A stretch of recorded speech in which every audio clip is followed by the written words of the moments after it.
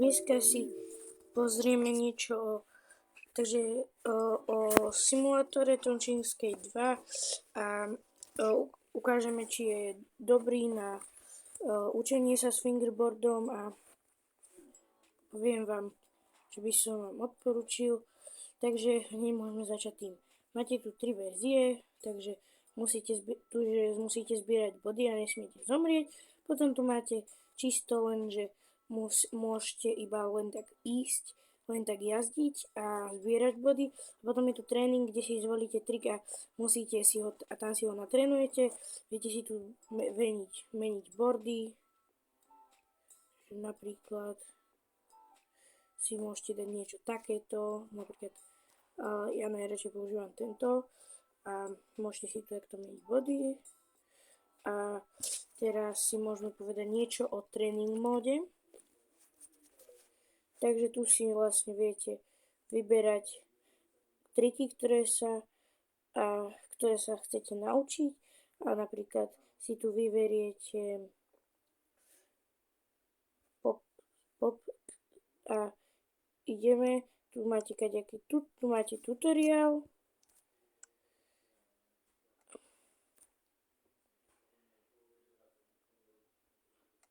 A idete.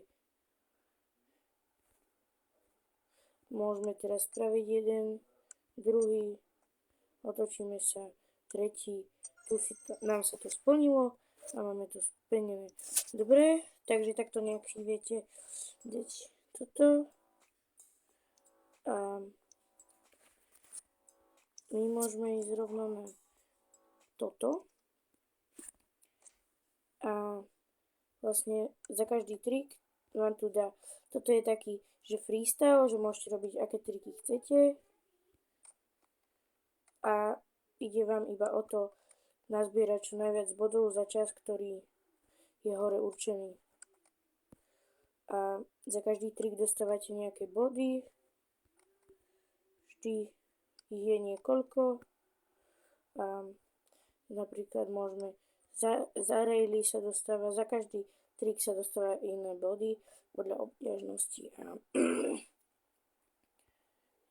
viete si tu robiť kadejaké triky.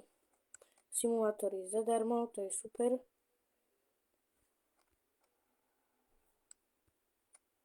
To každého poteší, keďže je to zadarmo. A je to super vec. Až na to, že triky sú v realite dosť ťažšie ako v tomto, ale je to také skôr na zábavku. Dá sa na tom trochu naučiť také základy a celkom zaujímavo sa na tom dá jazdiť, pravdaže.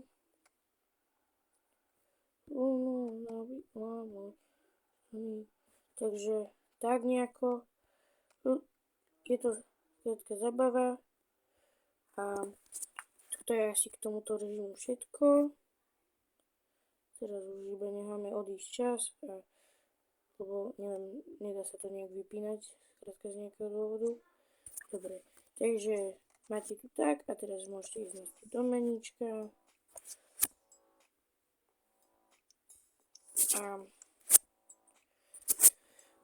A toto tu je vlastne niečo, že musíte plniť a musíte robiť správne veci a zbierate body, ale tento režim nemá nikto veľmi rád, čo poznám z tohto, lebo je to také trochu otravné.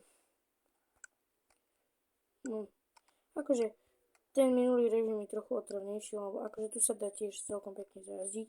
A teraz rady a chyby, ktoré nerobte, a ja som ich spravil.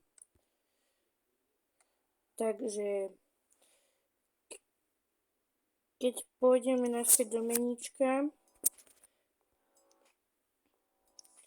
tak vlastne nerobte tie chyby, že keď si idete do tréningu, najprv vždy choďte do tréningu, nerobte chyby, že napríklad pôjdete hneď do tých questov a tak, ale choďte najprv do tréningu.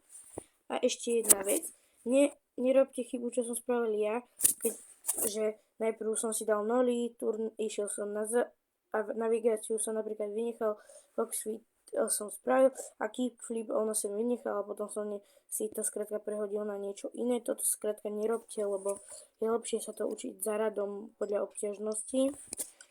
Potom k tomu zbieraniu na čas není k tomu veľmi čo hovoriť a k tomu čistému zbieraniu si to treba užívať. To je k tomuto videu asi všetko.